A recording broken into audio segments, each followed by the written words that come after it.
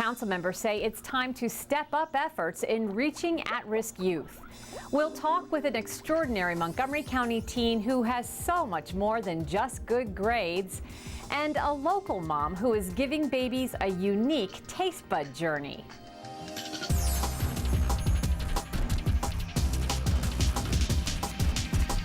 Thanks for watching, everyone. I'm Susan Kennedy. Here in Montgomery County, the Great Recession has had a negative impact on youth employment, especially when it comes to African American and Latino teens. The council has received a report highlighting these statistics, and it has council members asking for more programs to address this growing issue. There are close to 170,000 job openings projected for Montgomery County through 2018. State data shows that most of our jobs will require at least a high school diploma. Here in Montgomery County, the number of young people who are disconnected from school and employment is increasing. And to fill those jobs that are coming up in the future, the Council's Office of Legislative Oversight says the county needs to beef up its programs to reconnect those youth to education and jobs.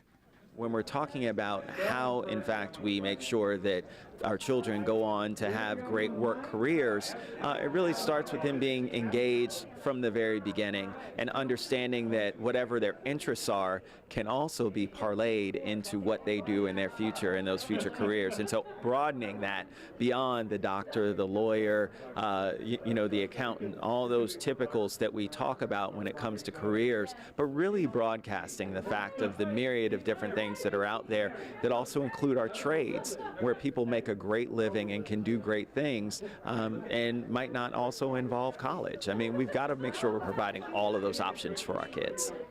Currently, both the county and Montgomery College offer more than a dozen programs that provide training opportunities to at-risk youth. The study found that very few of these programs offer occupational training or target the chronically disconnected youth.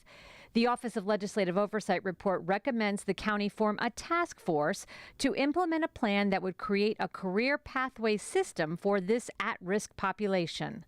I think the task force will kind of frame for us where we need to center our focus when it really comes to, what some of those new procedures, policies, how we're dictating to our children what these next steps might be so that they can be successful.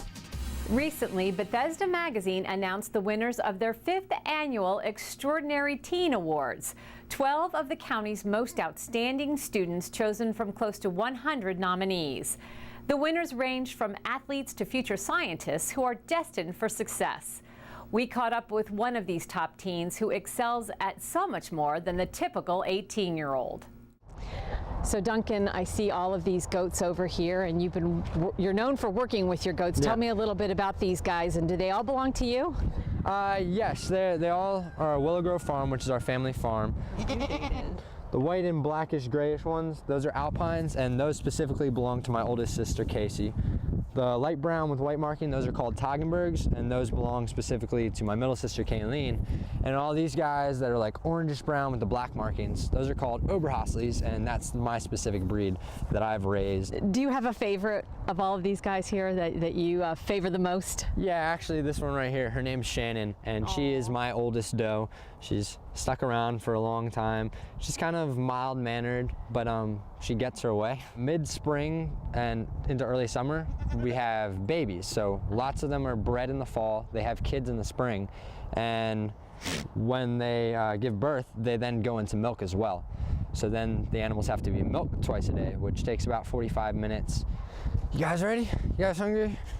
Here you go. And we also have to feed and hay and water. And so it's a lot of work. It's a lot of work, but it's a lot of fun. They get very excited around feeding time. Like, there's a common myth that goats will eat anything, but it's actually not true. Their hooves are like fingernails. They're dead cells, and they can't feel anything with it. It's just that way when they're walking, if they step on something, it doesn't really hurt them.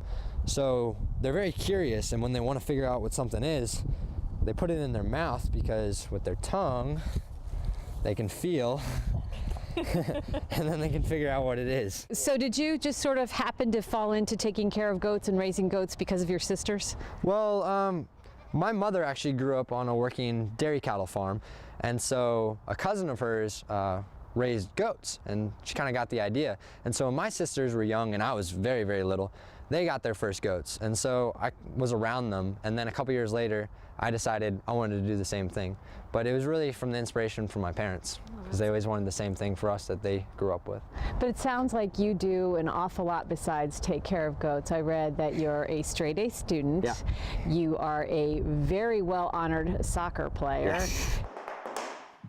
You dance. You were the Fair King last year. Let's talk a little bit about soccer first. Okay. Have you played since you were a young guy? Yeah, I started playing as soon as I was big enough to kind of kick a ball and run around.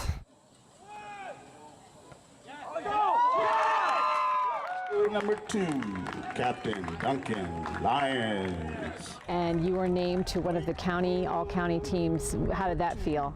It was really awesome, and it was really an honor because, especially this year, I was the team captain. We made it all the way to the state finals, which is the first time in history. We were division champs and region champs, first time in school history. It was really an honor. And it sounds like you're going to probably have a pretty tough academic schedule. So far, I've gone into RPI, Dartmouth, and Stanford. And you'd like to study? Engineering. Engineering. What kind of engineering? That I'm not so sure about. There's a recent Princeton grad who's coined the term social justice engineering. And basically, whatever kind of engineering career you have, you put your work to use for social justice, wow, to help people. And that's the kind of thing that I'm very interested in. And you mentioned the dance. I know you have been taking Irish step dance since you were 5 years old. Yeah. I have never met an 18-year-old young man who can do Irish step dancing. How did you get interested? Well, when we were young, my parents took us to the Lord of the Dance, the show, and we were just kind of blown away. And then when I got old enough, I'd seen my sisters do it, and I was like, whoa, they're having a lot of fun, so why don't I give it a shot? And I just loved it. And when I got to be older and I started telling people, look, I'm an Irish dancer, a lot of people were kind of like, that's kind of odd, but I don't know, it's just something I'd always done, and I loved it, so I didn't let what anyone else had to say affect me. I have to ask you, with such a busy life, doing all the things that you do you have time to have fun? Yeah, it's a little tough sometimes to find time, but at the same time, I have fun with everything that I'm involved in. I love the farm, I love service, I love dance, just everything. I even love school a lot of the time. So that is fun for me, and a lot of my friends feel the same way. Do you ever feel like you are different than other kids your age? All the things that you do really aren't normal activities. They're very unique. Yeah, I kind of feel that way all the time, not only in what I do, but also in the way I kind of see the world and the way I choose to do things. From a very young age, I've always been taught, if you want to get anything in life, you gotta work hard, and you really gotta set your mind to it and set your whole self to it. You always got to be doing something. You always got to be trying to make a difference, trying to better yourself, better your community. And so, yeah, I often feel very different, but in a good way, and I kind of like it. The demand for natural and organic products is growing by leaps and bounds. But here in Montgomery County, the market is expanding to more than just grown-ups. A Bethesda woman is capitalizing on the organic movement by offering homemade organic baby food, with the goal of providing green choices to babies from all walks of life. When Adria Kinnear's son was 18 months old, she caught him gobbling down a plate of Brussels sprouts. I thought to myself, wow, I should probably catch this on film, because nobody would believe me that my almost two-year-old is eating Brussels sprouts like this.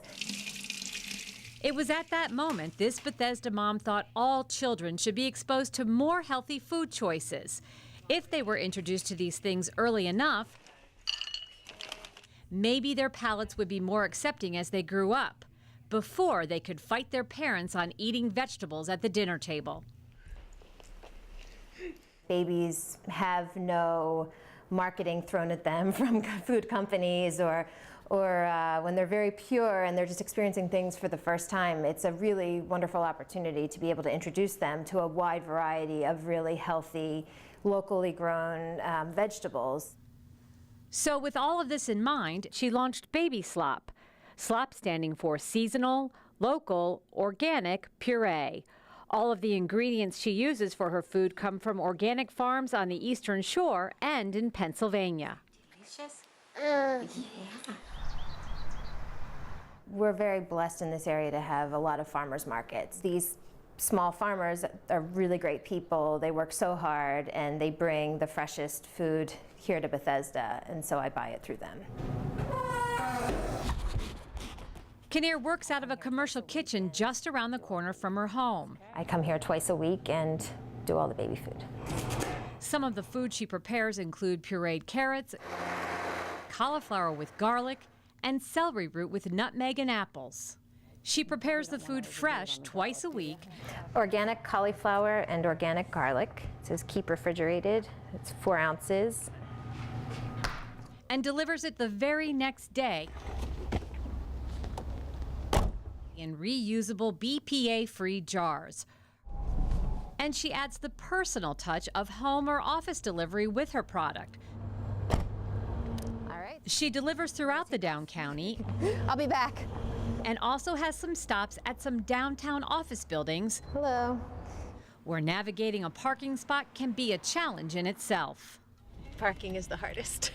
Trying to find a parking spot where I won't get ticketed. Okay, so this is for a woman named Nia who has a little boy who's almost 1 year old. I really love interacting with the customers. A lot of my customers have selected to have the food delivered to their office buildings downtown, but then I do have some customers that I deliver to their homes. Hi, good morning. How are you? One of Kinnear's customers is using the baby food to expand her own repertoire. Actually, it helps me to make things too at home. Like I've done some of the mixtures myself that your recipes.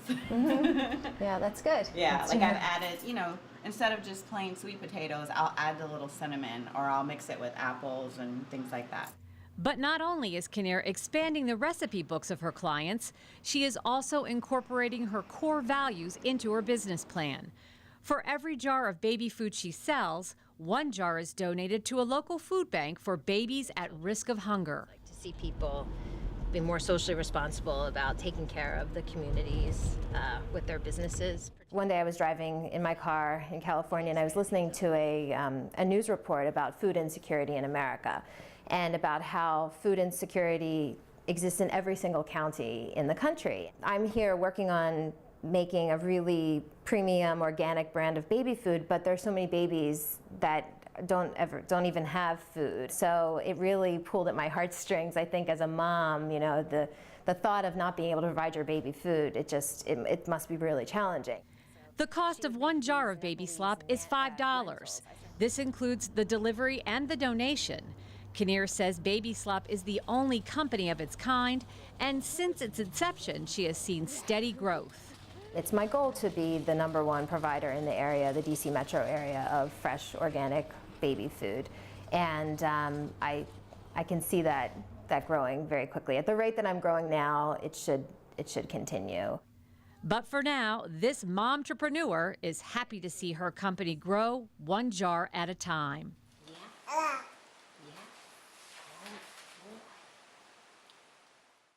For more information on Baby Slop, you can visit their website at babyslop.com. Well, that's all we have time for in this edition of The Bottom Line. But we will leave you this week with our Montgomery Moment, scenes from county dog parks. I'm Susan Kennedy. Thanks for watching.